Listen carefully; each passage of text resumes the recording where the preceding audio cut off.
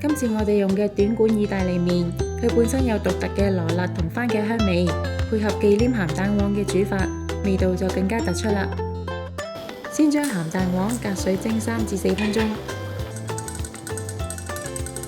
攞出之後用叉將鹹蛋黃壓爛，用中火煮滾1鍋熱水，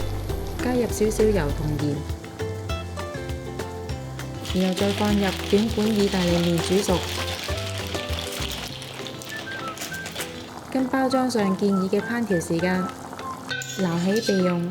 留起少量煮麵水，凍鍋落油，開中火加熱，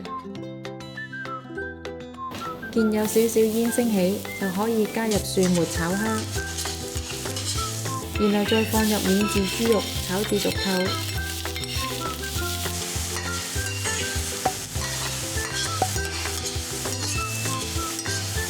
加入1湯匙油，開細火，將鹹蛋黃炒至起泡，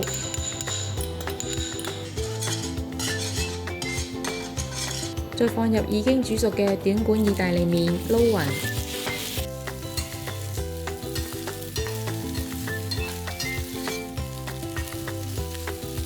加入淡忌廉同埋已經炒熟嘅豬肉碎。